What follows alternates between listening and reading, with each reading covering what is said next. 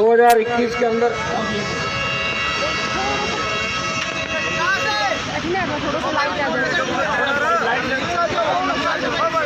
परवीन, सबसे पहले तो 2021 के अंदर इधर वो लाइट सबसे पहले तो 2021 के अंदर जो लोग जा रहा है और टेंट के ऊपर से अभी पानी टपक रहा है और सुबह तक बर्फ जम जाएगी। दिल्ली की सरकार को मैं चेतावनी देता हूं कि दिल्ली की सरकार समय रहते नहीं संभली तो प्रधानमंत्री जी जिस तरह ये ठंड गाड़ियों पे और इन टेंट पे बर्फ जम रही है, विपक्षी भूमिका कोई निभा रहा है तो भारतीय जनता पार्टी विपक्षी भूमिका नहीं निभा रही है।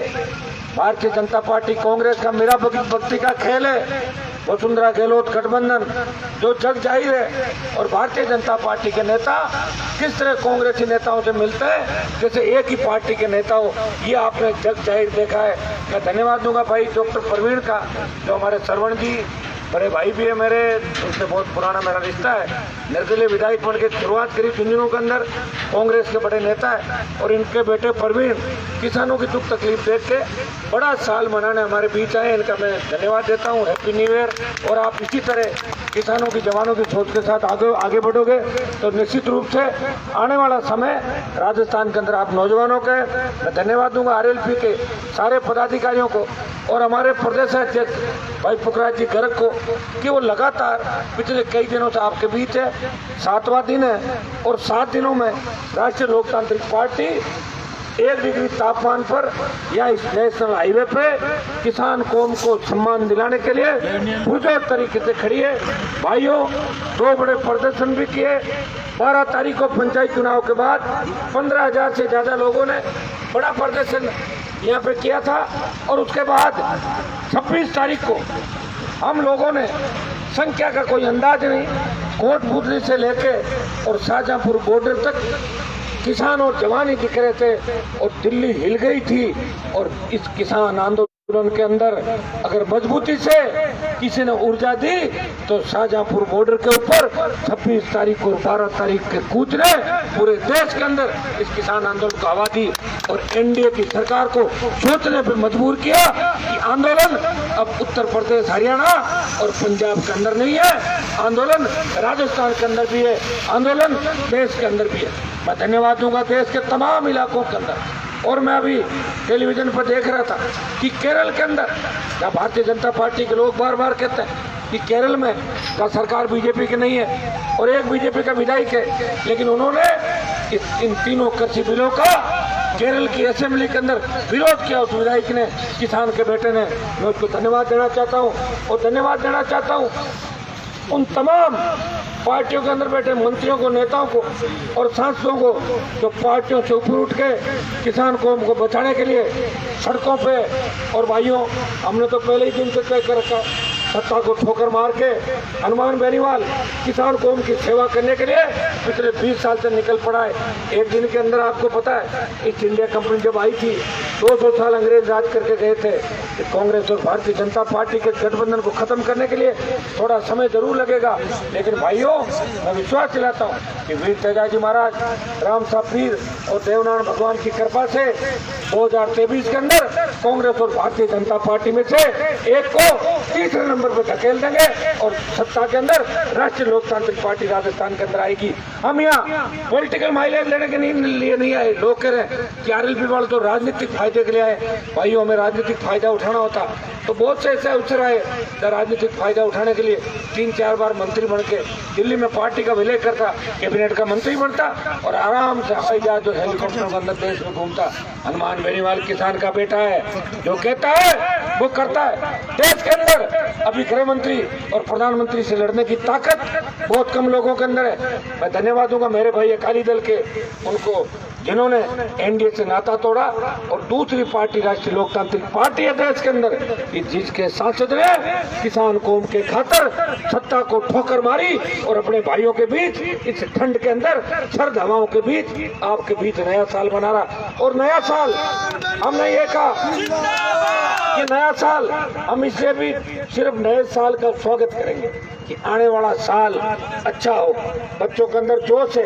आपके जोश को मैं ठंडा नहीं करना चाहता, लेकिन मैं आपके साथ इस नए साल को उस रूप में नहीं मना पाऊंगा क्योंकि कोरोना के अंदर 2 लाख से ज्यादा मौतें इस देश के अंदर हुई है। भाइयों, पिछले साल ने जो धन समय दिया, इस विश्व की सभ्यता को खत्म करने का प्रयास चाइना जैसे देशों ने किया, जिसके नारे भी हिंदुस्तान के अंदर बैठे हुए कई दल अपने झंडे के साथ चाइना जैसे देश के नारे भी लगा रहे हैं और यही की रोटी खा रहे हैं और यही उस थाली के अंदर छेद कर रहे हैं। भाइयों, दूसरा, हमारे इस किसान आंदोलन के अंदर 3 दर्जन से ज्यादा किसान के बेटे शहीद हो गए। इस आंदोलन के अंदर अपने प्राण न्यौछावर करके इस किसान कौम का मान सम्मान बचाने का प्रयास किया।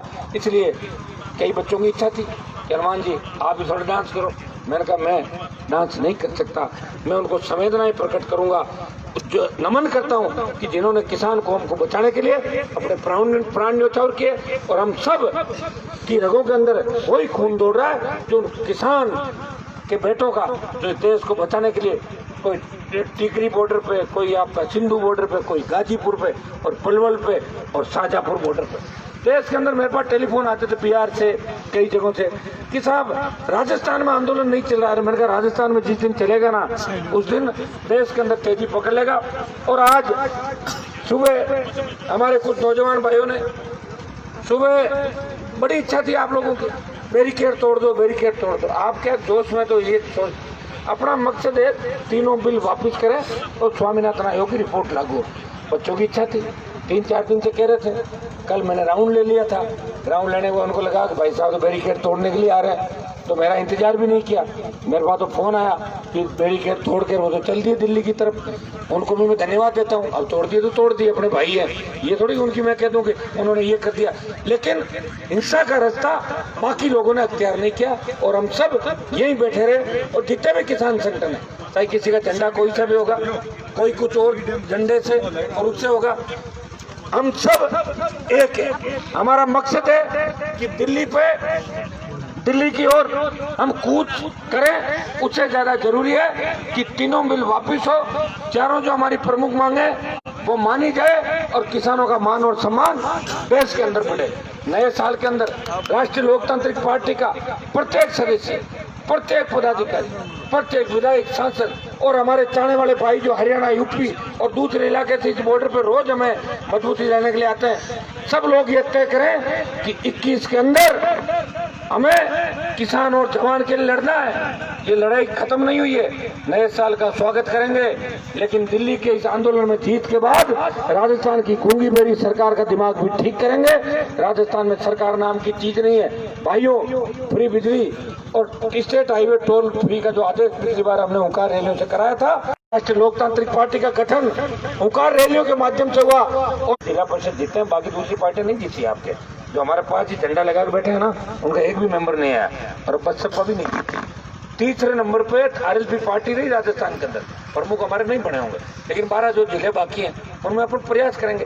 और राजनीतिक पार्टी है तो राजनीतिक पार्टी राजनीति तो करेगी। अगर हम राजनीति नहीं करेंगे तो लोकसभा और विधानसभा मुद्दे कौन उठाएगा आपके बताओ। तो आप संघर्ष करोगे, आप हमारे साथ रहोगे और हम आपके लिए प्रयास करेंगे, कोशिश करेंगे। पहले किसी ने सोचा था क्या कि राजस्थान में कोई आएगा और टोल फ्री की बात करेगा? करी क्या कांग्रेस और बीजेपी ने? किसी ने कहा था क्या कि फ्री बिजली की घोषणा होगी? किसी ने कहा क्या संपूर्ण कर्जा माफ होगा?